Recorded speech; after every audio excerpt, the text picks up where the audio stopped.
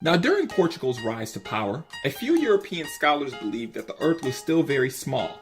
And because of this theory, these same scholars thought that one could reach Asia by sailing west in a matter of days. Christopher Columbus was one of these people who believed in this theory as well. In addition to that, he also believed that the New World was loaded with gold and riches that the world had never seen before. So based off of a hunch and what he read, this fool immediately tried to get funding from King John in Portugal to explore the New World.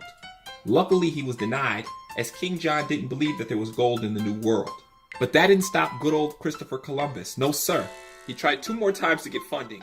First in England, then again in France. It wasn't until 1492 that Spain, Ferdinand and Isabella's king and queen, funded Christopher Columbus on his new crusade, as they wanted the gold that Columbus had promised them that was in the New World. But more on that later.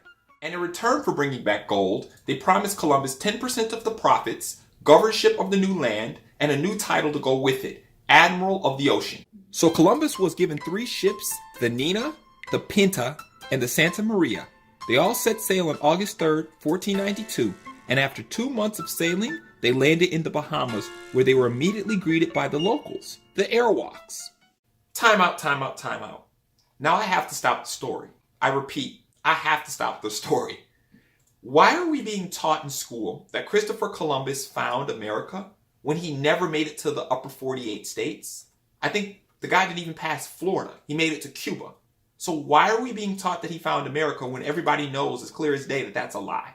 And 2, if you were on sea for 2 months like Christopher Columbus, hadn't seen land for 2 months, hadn't seen anybody for 2 months, only other than the people that were on that boat with you, and you came on land, bumped into these Arawak people, and they greeted you with food, water, jewels, and anything you wanted, what would the first thing that crossed your mind be?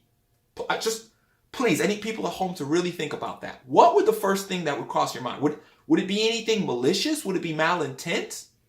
And I know there are going to be some people at home who are going to say that, maybe Christopher Columbus, had justification to do what he did next. But that's where I'm going to stop you right there, because I'm going to take the opportunity to you right now to read Christopher Columbus's passage so you can get a better understanding as to what he thought when he first landed there.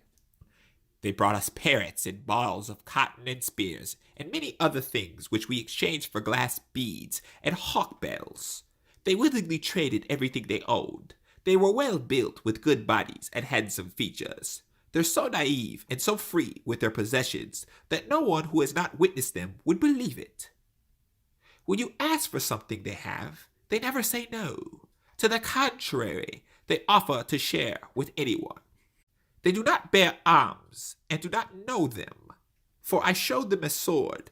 They took it by the edge, and cut themselves out of ignorance. They have no iron. Their spears are made of cane. They would make fine servants. With 50 men, we could subjugate them all, and make them do whatever we want.